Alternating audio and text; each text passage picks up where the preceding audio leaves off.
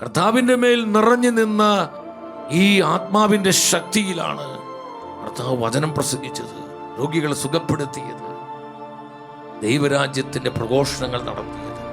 എൻ്റെ സഹോദരങ്ങളെ, ഇത് നമുക്കുള്ള ഒരു മുന്നറിയിപ്പാണ്. നമ്മൾ മനസ്സിലാക്കുക, നമ്മൾ ഈ ശക്തിയില്ലാതെ എങ്ങോട്ടാണ് നമ്മൾ പോയിക്കൊണ്ടിരിക്കുന്നത്? ആത്മശക്തിയില്ലാതെ നമ്മൾ എന്താണ് ഇന്ന് ചെയ്തുകൊണ്ടിരിക്കുന്നത്? നമ്മുടെ ജീവിതവും ശുശ്രൂഷകളും പ്രാർത്ഥനകളും ദൈവജനത്തിന് അനുഗ്രഹമാകുന്നുണ്ടോ പരിശോധിക്കണം. എൻ്റെ പ്രാർത്ഥന എൻ്റെ കുടുംബത്തിന് കൃപയായി മാറുന്നുണ്ടോ?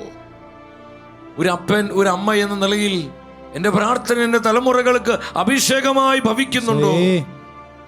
എൻ്റെ സാന്നിധ്യവും പ്രാർത്ഥനയും എന്തുമാത്രം എൻ്റെ സമൂഹത്തിലേക്ക് ആത്മപകർച്ചയെ കൊണ്ടുവരുന്നു. എൻ്റെ സഹോദരങ്ങളെ, അതിൻ്റെ ആ തകർച്ചയുടെ കാരണം എന്താണെന്നറിയോ? നമ്മൾക്ക് ആത്മശക്തി, നമ്മൾ ആത്മാവിൻ്റെ ശക്തിയിലല്ല ജീവിക്കുന്നത്. കാരണം നമുക്ക് ആത്മാവിൻ്റെ ശക്തി കിട്ടണമെങ്കിൽ നമ്മൾ ആത്മാവിനാൽ നയിക്കപ്പെടണം. ആത്മാവിനാൽ നയിക്കപ്പെടണമെങ്കിൽ നമ്മൾ ആദ്യം ആത്മാവിൽ നിറയണം.